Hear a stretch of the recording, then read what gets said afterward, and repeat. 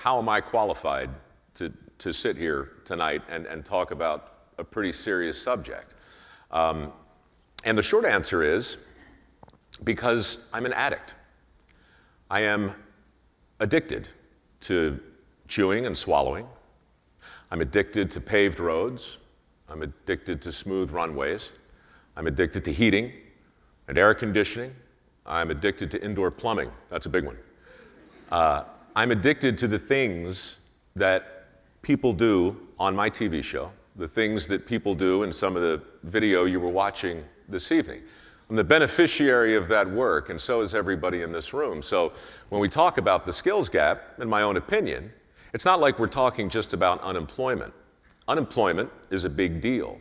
It affects mostly those who are unemployed and those who could potentially hire them. The skills gap, that affects everybody, you know, and that's a big deal. And the reason I'm here tonight is in spite of the fact that it's almost absurdly simple, Dirty Jobs has always had some very big themes running through it. You know, the definition of a good job, the nobility of work, our country's infrastructure, our relationship with manufacturing, and of course, the skills gap. And what happened back in 2008 was all of a sudden, the headlines in the country started to catch up with the themes in Dirty Jobs. I think that Idaho and Alabama and most states are in some way disconnected in a fundamental, underlying way from the men and women who do the kinds of jobs that allow us to live the way we live. And I don't think that the skills gap is going to close itself. I don't think it's going to be cured by simply building a new school. You know, if you build it, they will come. No, that doesn't work. You know, you have to make it cool. You have to make it relevant somehow or other. Who came up with the expression alternative education? I think the same genius who said work smart, not hard. Alternative to what?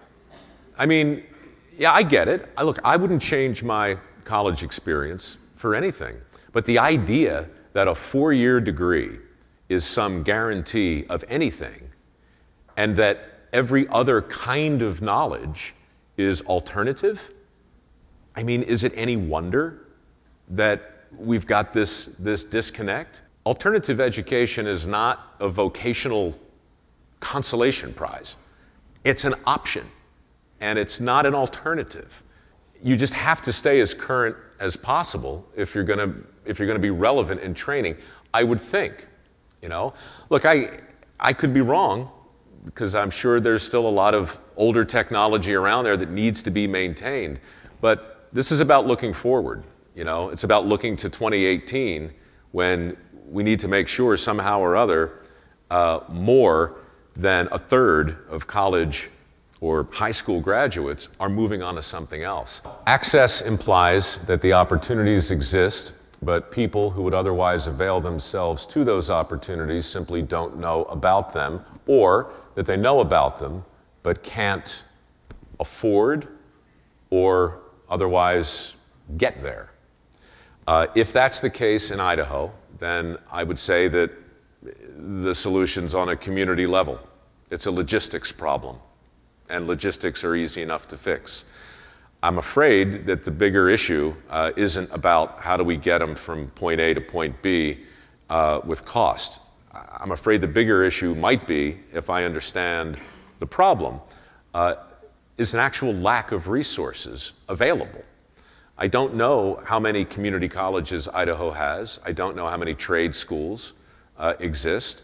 I don't know to what extent, if any, communities and the state are rallying behind a PR campaign like Go On in order to facilitate that thing.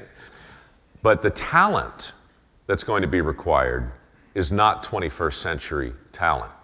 That's 19th century talent. And that's ethic. That's this way of looking at work. That's what's going to be for sale again. That's what's going to make the difference.